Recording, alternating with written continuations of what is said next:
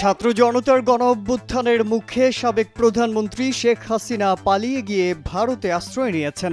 নিয়ম অনুযায়ী তিনি ভারতে বৈধভাবে ৪৫ দিন আশ্রয়ে থাকতে পারবেন। সেই ৪৫ দিন শেষ হচ্ছে শুক্রবার। এরপর তিনি সেখানে কি হিসেবে অবস্থান করবেন তা নিয়ে নানা প্রশ্ন উঠেছে। শেখ হাসিনা কূটনৈতিক পাসপোর্টের আওতায় ভারতে ৪৫ দিন অবস্থান করতে পারবেন। অবশ্য তার সেই পাসপোর্ট ইতোমধ্যে বাতিলও করা হয়েছে। এখন তার সামনে ৩টি পথ খোলা। প্রথমত, তিনি ভারতে শরণার্থী হিসেবে আশ্রয় পেতে পারেন। দ্বিতীয়ত, বিশেষ রাজনৈতিক আশ্রয় পেতে পারেন। তৃতীয়ত, তিনি তৃতীয় কোনো দেশে আশ্রয় পেতে পারেন। সূত্র জানায়, শেখ হাসিনার সঙ্গে ভারতের প্রধানমন্ত্রী নরেন্দ্র মোদীর সুসম্পর্ক রয়েছে।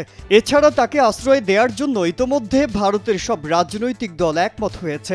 সে কারণে ভারত হাসিনাকে বিশেষ বিবেচনায় রাজনৈতিক আশ্রয় দিতে পারে, আর সেটা হবে তিব্বতের ধর্মগুরু দালাই লামার মতোই। তিব্বতে বৌদ্ধদের আধ্যাত্মিক ধর্মগুরু ১৯৫৯ সাল থেকে ভারতে আশ্রয়ে রয়েছেন। ভারতের ইতিহাসে কোনো বিদেশি ধর্মীয় নেতাকে বিশেষ রাজনৈতিক আশ্রয় দেওয়ার ঘটনা ছিল সেটি প্রথম।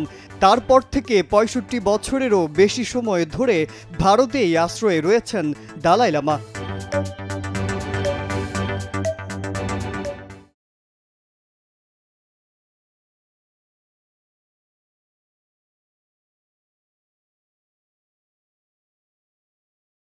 এবার প্রতিবেশী দেশ হিসেবে শেখ হাসিনাও ভারতে দালাই লামার মতোই আশ্রয় পেতে যাচ্ছেন।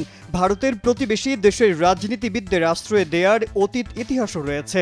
শেখ হাসিনা ১৯৭৫ সালের পর ভারতেই আশ্রয়ে ছিলেন। সে সময় দীর্ঘ ৬ বছর তিনি সেখানে থেকেছেন।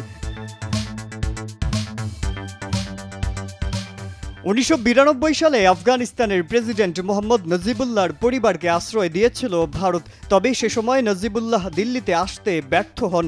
পরে তাকে ফাঁসিতে ঝোলানো হয়। ২০১৩ সালে মালদ্বীপের সাবেক প্রেসিডেন্ট মোহাম্মদ নাশিদকে রাজনৈতিক আশ্রয় দেয় ভারত। শেখ হাসিনাকে বাংলাদেশে ফেরত পাঠানো হবে কিনা সে বিষয়ে ভারতের পররাষ্ট্রমন্ত্রী ডক্টর এস জয়শঙ্কর সরাসরি কোনো উত্তর না দিয়ে জানিয়েছেন, বাংলাদেশের সঙ্গে আমাদের ব্যবসা বাণিজ্যের সুসম্পর্ক রয়েছে। দুই দেশের মানুষের মধ্যে ঘনিষ্ঠ যোগাযোগও রয়েছে। আমরা কূটনৈতিক চ্যানেলেই সম্পর্কটা রাখতে চাই।